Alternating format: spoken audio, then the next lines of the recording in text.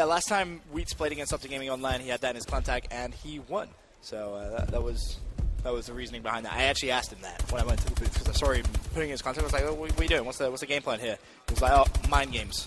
Neslo getting shots at Karma, will be able to clean it up, but he is going to fall. That means it's a 2-on-2. Formal going to be dropped, swarmed by the Rise members. So Krim, last man standing, 1-on-2, but we have seen Crim6 do this in the past. Can he pull it off here in our first round in Game 5? Bomb will be going down at B, so Crim6 may be able to pick up an easy kill here on Chino if he checks that left-hand side corner. He is going to check it and says, thank you very much. Easy kill now, 1 versus 1 against Wheats. Wheats at mid-steps, though, picks up the kill, and Rise go 1-0 up. Nice start here from Rise. You saw Neslo kind of opening things up, just bursting through, picking up 2 kills at the start, and Wheats, after getting the plant, able to finish off Krim. So, not only does the first round go to Rise, but it's the first attacking round. Pressure on Optic to answer back. Scump's going to be my player to watch without a doubt. He has been dominant so far in this series, even without the wins. He's still putting up always over a 1.0. Ben, I know you've been tracking his stats. How do you fare in that first search and destroy? I mean, the first S&D was a 2.20 KD from Scump. So, yeah, pretty dominant. Pretty dumb. There's an example. Not a bullet missed there in his first engagement. He's going to get tagged up a bit, waiting for some support. And his opponent getting pretty aggressive. Scump getting the kill there on Theory after Karma is traded out. And now it's going to be a 2-on-1 and make it a 1-on-1. Neslo gets one, but Scump will shut him down. A 3-kill round for Scump as they tie it up. That was a big round as well. I think Optic Gaming didn't want to give away too much momentum. You know, they've already lost 2 maps in a row. Going down 2-0 in Search and Destroy Detroit would be it'd be crazy. As Scump 3-1 as he clutches that 1 versus 1. 1-1. The crowd getting behind Optic once again as they're looking to take their defensive round. We're staying on board with Scump. He just got 3. How many more can he drop here? And we'll take a look at the mini-map. Off the break, Bomb going to be making its way up towards the garage. I can definitely see a B push coming through. Scump on the opposite side of the map is going to have to rotate over once this is spotted. So far, though, no one really getting any intel. And you can see the 3 Optic players over at A now starting to rotate across. Formal, the 1 player at B, he's going to be shut down by Chino and his bow. Now, the big question for Scumpy is, does he go for a kind of big, wide flank, or does he just rotate back towards his teammates? Scump still currently mid-map. Crim6, though, sees Theory on the bomb side. So many shots into his arm, and Theory survives. Krim, last man standing. As all that was happening, his teammates were cleaned up. So Krim in a terrible position once again. Another great attack from Rise. Yeah, Krim just needs to try and pick up a couple of kills if he can, but he's not even going to be able to do that. Ben, who opened it up for Rise that round? That was Chino. Chino with his bow picked up Formal, who was over at that B-bomb site, and he was left by himself. He was isolated, which was the key problem because Optic were kind of playing the time at A-bomb site just to see if Rise were going for a delay push, which is the right play. Nothing wrong with that. It's just Rise was so dominant. Once they got that first blood, they pushed straight into school, managed to pick up the second kill, and then Crim6 left in a 1v4. You saw him putting some shots down on Theory, but just couldn't connect. Donut cam on Karma. It's only 3 rounds in. Anything could change here.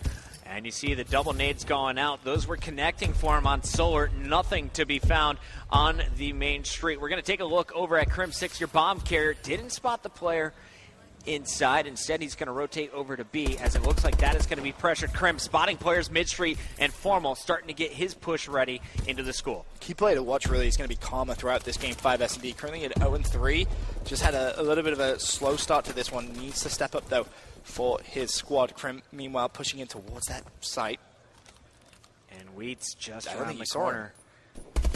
Wheats. No, he didn't. He's busy. And Wheats is going to push it. Gets the kill on Krim, but the bomb is planted, and all 4 members are going to fall. Neslo jumping in and getting the defuse. Rise looking so strong to open up this Game 5. And Chino is a huge part of that as well. Currently at 6-2, a 5 streak. Not only is he, on a 5 streak, like I said, but he's also getting first bloods, too, for his team, which is crucial and one of the big reasons Rise is currently in the league. Chino definitely going to be our player to watch now on the attack. Rise trying to pull away. Do not want to let Optic back in this game. They saw what happened on Solar, and we'll see. Sniper once again in the hands of Theory. Chino making his way over to A. It's funny seeing the way that the game changes without overkill, because normally, you have every single player watching the cross, counting the cross. Theory's still going to be using that sniper rifle to do that, and that's valuable intel, which Optic Gaming aren't getting when they're on the attacking side. They're playing that blind because they don't have anyone running a sniper on Detroit. Here comes the charge. Karma is ready. He backs up and gets some help. Krim and Formal picking up your first 2 kills, and their shots continuing to be going down. Now, Chino is out of the action. Wheats still up, though, and he just spots Krim's head, unable to connect. Theory, under some pressure, is going to rotate over and hits his snipe on Scump.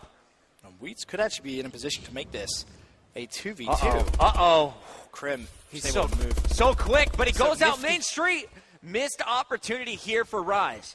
Now Theory's going to be left to go for a quick scope, not going to be able to connect. Formal cleans up Theory, leaves Wheats by himself. 1v3, he falls, and Optic Gaming get a must-needed round win under the belt. That got scary. You almost lost Krim. You almost lost Formal. That was the key. If they'd have picked up Krim and forced a 2v2, that round would have been completely different, because then you can see them, jump over towards Pit, force an engagement, force a trade in school, but not winning that gunfight changed everything. I have to give props to Krim for his movement there. Also, just the confidence to challenge at the very end. I'm going to open things up here with Chino off the break. Where's he going to go? He's got the 2 frag nades, going to launch those up and over, so if the A pressure is coming from Optic, those are going to land in the perfect position. Unfortunately for him, though, this bomb rotating through the garage, and they're definitely taking their time. Keep your eyes out on Karma, watching the flank. And again, he's watching the flank without a sniper rifle, so he's tried to call out how many plays from Rise Cross, but without that Morse thermal, it's very, very tough to do. So Optic, although they're going for that B push, they don't really know how many plays to expect when they go in there, so that's going to make their life just a little bit more troublesome. Karma just made the call. Yeah, he basically just said, all right, let's wrap back towards A, see if we can try and get a pick over here. And bomb jumps out. Wheats is going to be tagged up. Krim gets one. More action going down, and there is the push. Bomb being planted. Chino executed all up to 3. Last man standing, and he is going to beat he's going to beat Scump there in that one-on-one. So now it's going to be a 1-on-2 and not going to happen. Optic Gaming tying things up. It was 3-1, and this is Rise's nightmare, all tied up. Optic with the momentum. I mean, Karma got his first kill that round. He actually managed to pick up 2 his first overall. 2 kills. But that first kill that he got was massive. It was a big win over towards Greenside, and that enabled that bomb to be planted for his squad. So he's finally coming to life here in Game 5.